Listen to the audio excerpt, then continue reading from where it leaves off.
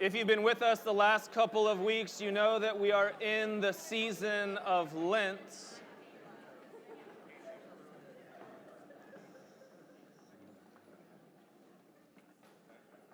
If you've been with us the last couple of weeks, you know that we're in the season of Lent. That Lent is something that hundreds of millions of followers of Jesus participate in every year as a reminder of preparing for a way of the cross as we move towards Easter.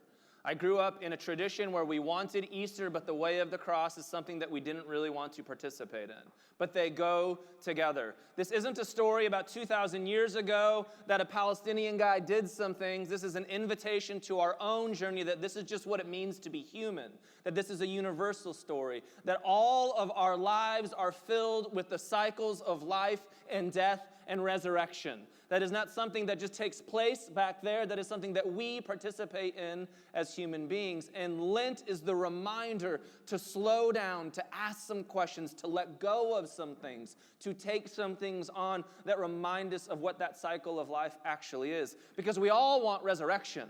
We all want the thing over there where our lives are changed and transformed. And it is difficult for many of us in our culture to move towards a way of death, of letting go, of dealing with our fragility. But Lent is the beautiful reminder of that. And so to get really practical about that, we're going to talk about everybody's favorite subject today, Sabbath, and the crowds went wild. Nice. But how do we reclaim some things? How do we get practical about some things as we actually talk about this ancient tradition that for thousands of years has the ability to revolutionize our lives? And let me just be honest with you, it is something that I suck at practicing. I think it is something that is not built into most of our lives as Americans. But I think that there's a way of Jesus that is asking us, but what if we really looked at this thing, and what if it could actually be practical and work for our lives? So with that, if we're going to talk about Sabbath, we're going to talk about some things. We're going to talk about blue carpet. And if we can talk about, you get it. And if we can talk about blue carpet, then we got to just take some internal inventory again of our lives. And if we can do that, then we got to talk about how revolutionary this thing actually is. If we can talk about how revolutionary it is, then we just got to stop. And if we do that, then we talk about the tyranny of the urgent. And if we can deal with the tyranny of the urgent, then we can delight in some things. And if we can delight, then we really got to talk about which God. If we can do that, then, Monopoly, my friends. My Mimi and Papa's house, which are my grandparents, I would go there. When you would walk into their house, there was a living room and a dining room to the left-hand side. And in this living room and dining room, there was blue carpet that no one ever stood on. It was a room that was just unused. And this blue carpet was perfectly vacuumed in such a way that if you were to walk on it, they would know that your 7-year-old feet walked on it. Right? It was like a security system that it was vacuumed so perfectly. Inside this horrible blue carpeted room were like white couches with plastic over it. It's just to tell you that if you are a child, you are not welcome here.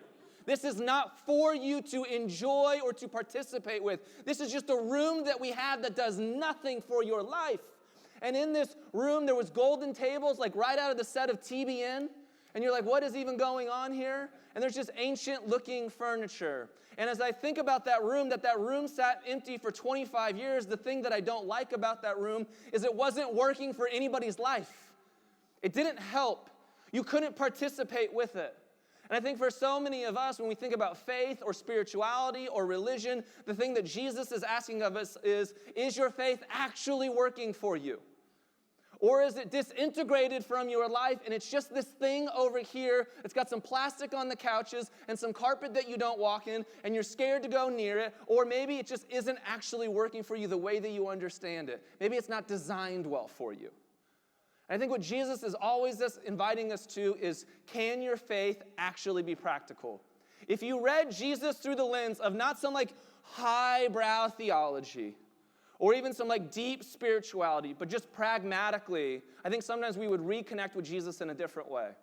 Everything that Jesus was doing was simply this: I have come that you may have life and life to the fullest. I have come that this stuff that we're talking about, our faith, our spirituality, our religion, may it be integrated in the rest of your life and may it actually work. That's why Jesus would say wild things like this. You've heard it said. Remember all the religious teachers, the pastors, the people in your Awanas classes who taught you this? And then it didn't work for you? Well, I say to you, I've got a different way of living, a different way of thinking. So follow along with me in Mark chapter 2. as we hear about the life of Jesus. One Sabbath, Jesus was going through the grain fields, and as his disciples walked along, they began to pick some heads of grain. And the Pharisees said to him, "Look, why are they doing what is unlawful on the Sabbath?" And he answered, "Have you never read what David did?" By the way, this is like a subtle Jesus is being sassy to some religious leaders. Of course they've read. This is Jesus throwing shade 2,000 years ago. So just in case that went by you, I find it funny. Not like LOL, but like in my heart, a little chuckle. So there you go. Have you never read what David did when he and his companions were hungry and in need? In the days of Abiathar, everybody's high priest, favorite high priest, the high priest, he entered the house of God and ate the consecrated bread, which is lawful only for the priest to eat, and he also gave some to his companions. Then he said to them, "The Sabbath was made for man, not man for the Sabbath. So the Son of Man is Lord even of the Sabbath." This is Mark chapter 2. Why that matters is that if you were reading the Gospels, if you were hearing the stories of the Gospels, you would notice that this story comes up pretty early in the life and the ministry of Jesus. Jesus is trying to reclaim some things, and Jesus is trying to give you some practical tools so that you can actually deal with your life. There's a reason this isn't in chapter 11. This comes up early on because Jesus is saying, there's some practices that you need that's going to help you along the journey as you follow me, and Sabbath is one of those. But unlike the ancient world, where for Jews 2,000 years ago, you were so worried about not messing up the Sabbath laws that when sun went down on Friday until the sun went down again on Saturday, you just didn't do anything. And you were so religiously frenzied and fundamentalist about that you didn't want to break those laws. We live in the opposite culture. We don't give a about Sabbath. It's just not a part of our lives. And that's not shame or guilt. It's just not a part of our routines. And so it has to be reclaimed whichever end of the spectrum that you're on. And Jesus is talking to the Pharisees, and he's talking to them in a practical way, saying, you're kind of missing the point here. You think that this is some religious law that was made up, and that people just have to honor the religious law because God somehow is so weird that God just is more like Santa Claus and wants to know, can you keep the checklist or not? Jesus is just naming that apparently in every generation we make that kind of God. Are we being naughty or nice? And Jesus is saying, no, I think God's way more interesting than that, and that God gave us a practical tool, and that you weren't made for the Sabbath. The Sabbath was a tool that was actually made for your life. So if your faith, if your spirituality, or your religion is not working for you, stop it. Don't do it. You don't have to fight that fight. And if anyone asks you, well, what is this deconstruction and this liberal progressive stuff that you're doing, and what is your church talking about? We're just talking about what Jesus told us to do. Just stop doing it. Don't get into that way of thinking if it doesn't work for your life. And so now we have to ask ourselves some question. Is our faith, is our religion, is our spirituality working for us? I keep coming back to this passage, these words of Jesus in the season of Lent. Come to me, all of you who are weary and burdened, and I will give you rest. That as we take an internal inventory of ourselves, ask yourselves the simple questions. Am I weary and am I burdened? Does life just feel like too much? Is my life working for me? Do I feel like I have more confusion or do I have more clarity? Do I feel like my life is filled with enjoyment or is my life filled with envy? Is my life filled with peace and contentment and satisfaction? Or is my life filled with anxiety and worry and fear? Jesus is just begging the question, is your life working for you? And this is not a guilt or shame trip. Jesus is simply saying this, if you feel like your life is not working for you, that you are weary and that you are burdened, then come and try this on for a little bit. Come and try this way of following me and just see if it works out for you. Jesus is not doing that with condemnation.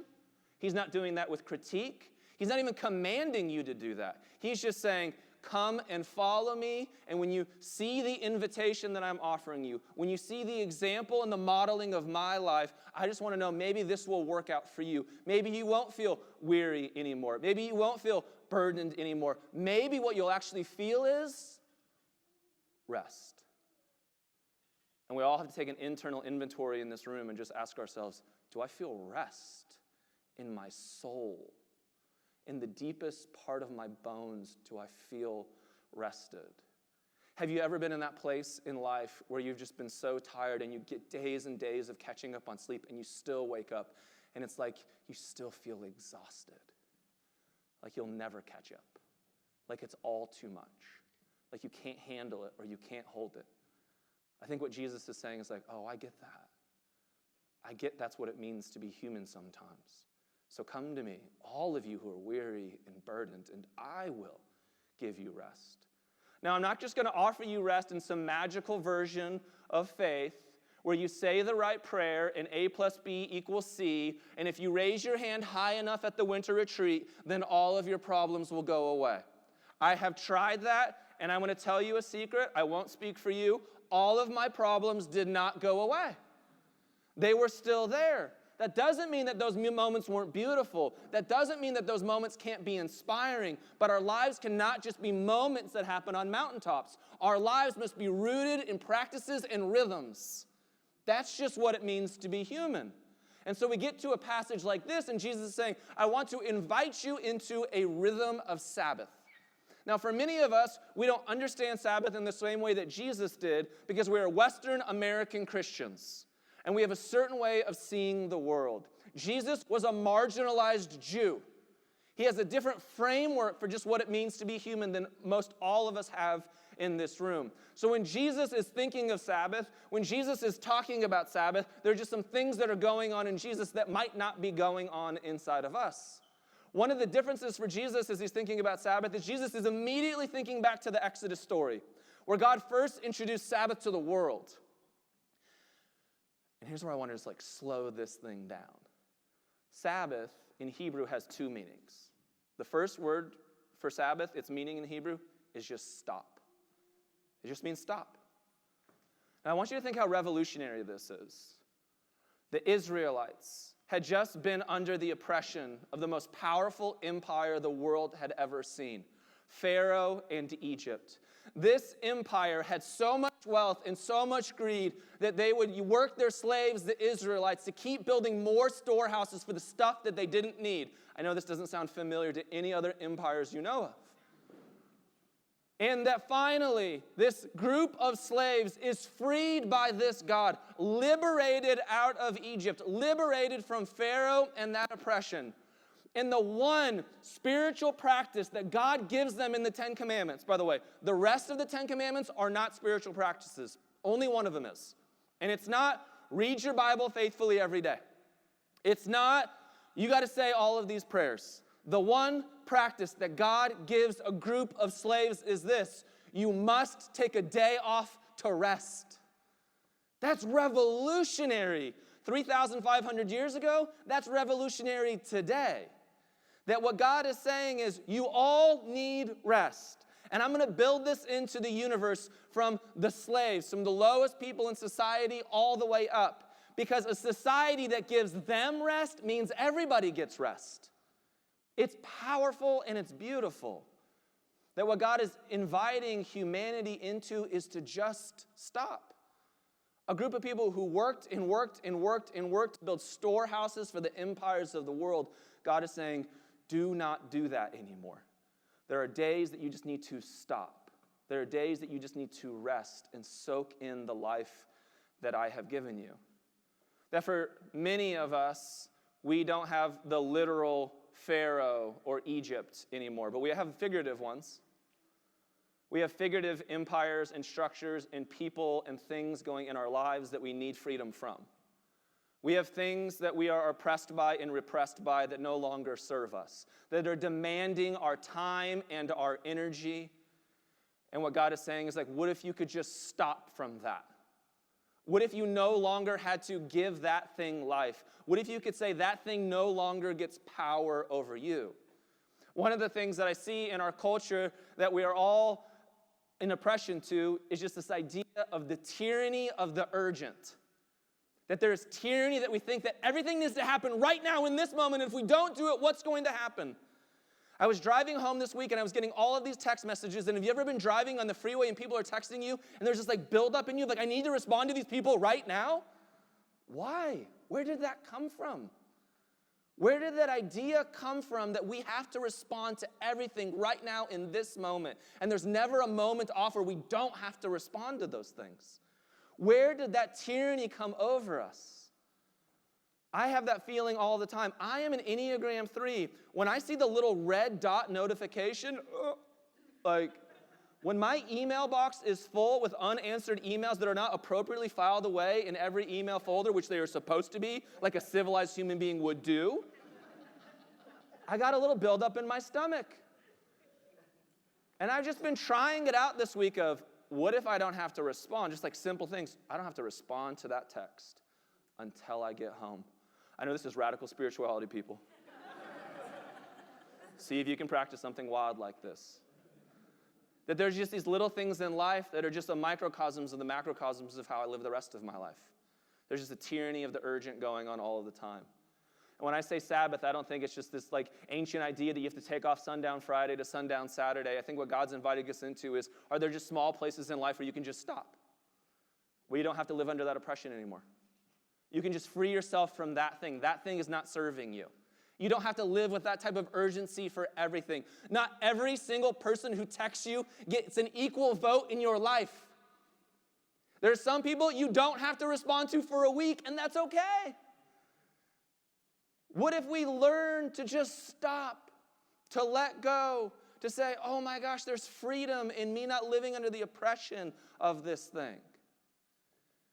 The other word for Sabbath is the word delight. And I think that's also just rooted in the beautiful revolution of what took place. A group of slaves who were freed by a very particular God, and this very particular God freed them from the most powerful empires of the world. And what God is saying when God says, I want you to go rest, I want you to stop, because stopping is actually good for you. What Jesus is saying is, I don't need you to stop for God. Just so you know, by the way, many of us grew up with the word version of God, and we had to defend God. Did any of you ever have to defend God when you were a kid? Like God was like very much in need and insecure of you finding the right words to defend this God? What a weird God who's got some really big insecurity issues. And what Jesus is trying to say, you don't have to defend God. God's okay in this story. God is the infinite one. God is the one who holds all of the cosmos together. We are finite. We are fragile. We're not doing Sabbath because there's a God out there with sociopathical insecurity issues. God is saying, I have the Sabbath for you because you just need to stop sometimes. Because when we stop, we take deeper opportunities to look at the internal inventory of our lives and what's actually going on. When we're not rushing to the next email. When we don't wake up in the morning and begin the death scroll on Instagram. When we don't have to answer that text right away. When we create just small little moments of rhythms and space and rest, it might bring breath and an exhale and freedom to our lives. And then as we bring freedom to our lives, we're going to begin to have the opportunity to look deeper within ourselves and find out some truths of what is actually going on here. When we escape the tyranny of the urgent, we can find freedom in new ways. And so this God is saying, stop, and once you stop, you'll also have the opportunity to delight. Man, how many of us just want to just delight at life? How many of us just have these opportunities where we slow down? By the way, like 3 weeks ago, I heard all of you come into the room, and everyone did this. There are snow on the mountains. Just sunlight was like flooding all of our souls, right? In Los Angeles, there is snow on mountains. You know what we call that? Delight. Just smiles on our faces. And how many of it, we just need more of that? We just need to pause, get away from the tyranny of the urgent, stop, and then we can say, oh my gosh, that thing's been in front of me this entire time. That person, that memory, that prayer, that thought, the mountains have always been here. Okay, now we're talking. It's interesting. And I think what God moves us to, and this is something that I feel is something that we're growing and reclaiming in this room, is God is saying, not just delight, but delight in me. And many of us haven't used words like that in a long time. And that's why the story of liberation is so important here. This is not a weird, insecure God asking for more Chris Tomlin worship services. And if that is your thing, praise God and enjoy. This is a God who's saying, I am the same God who liberated you. I was there in the moments in which you thought you could never be freed from that thing. And I would imagine that if I went around this room, almost all of us would have a story where we thought, I never thought I'd get out of this. I never thought I'd be freed from that. I never thought I could get to today. I never thought I would get over that relationship. I never thought my heart would heal. I never thought I could have that conversation. And guess what? You did. And then there was a God there with you the entire time, participating in the liberation of your life, in the liberation and freedom from pharaohs and empires and structures and addictions and pains and family traumas and hurts and peoples and relationships and conversations and comments on Instagram and whatever your thing may be. There was a God there who liberated you from that. And so when you reclaim delighting, not only in the snow on the mountains, but also in God, you would say, of course I want to delight in you. This sounds like so old school evangelical, but it's all coming back, people. Of course I want to delight in this God, because this is the God that liberated me. And I want to pause, and I want to reflect, and I want to remember. And I want to just say thank you. I want to live in gratitude. Because I think when we live in that gratitude, when we connect with this God in this way, then it comes back to the thing that Jesus is inviting us into. I'm inviting you into this life with this God. Because you just have to ask yourself the question, not out of guilt, not out of shame, not out of anything else, but is your life working for you? Do I have more clarity or do I have more confusion? Do I have more enjoyment or do I have more envy? Am I working with the love in my life or am I working for love in my life? There's a million versions of this question that we have internal inventory that we're doing, and Jesus is just asking practically, all of you who are heavy and burdened, come to me and I will give you rest. That's the invitation. But to do that, you have to follow me. You have to practice this way of being. It just doesn't happen by osmosis. You're going to have to choose just to stop on some things. You're going to have to choose just to delight in some things. Yesterday, I'm finishing up some work, and my daughter comes into the room, and I'm like, just in that thought. You ever just in that thought, and a human being, like, texts you, bugs you, whatever? We'll just get kids. It happens all the time. And she said, Dad, do you want to just play Uno with me? And, I'm, like, preparing for, like, a sermon on Sabbath, so I'm like, I'm just going to stop and delight right now. Because this is what I'm going to talk about tomorrow. And so I did. And we played Uno, and then all the other kids came out, and we got into Monopoly. If you know anything about Monopoly, it takes 4 hours. And so I had to keep stopping more and delighting more and stopping more and delighting more. And all the things that I had to get to, I didn't have to get to. It was amazing to realize how voluntary most of life is. There was no urgent. I could turn off my phone. I could practice just for 4 hours in my house a little bit of Sabbath. That in this place, the people that I love the most, the people I would give everything to, they're already there. And I don't have to say yes to any of these other things. All I have the opportunity to is to say yes to the goodness that is already in front of me. Come to me, all of you who are weary and burdened, and I will give you rest. Find the same 3 or 4 people around you and answer this question. How can you practice Sabbath? Enjoy.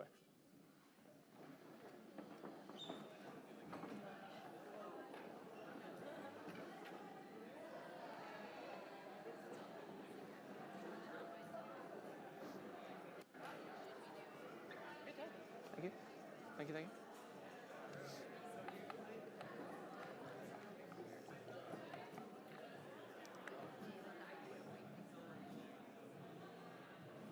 Hi, Joy. I saw your big announcement. I'm here. Yeah. I'm sorry. It's okay. I'm just tired. Yeah, that's real. I get that. I'm tired. Glad you're here. Thanks. Yeah.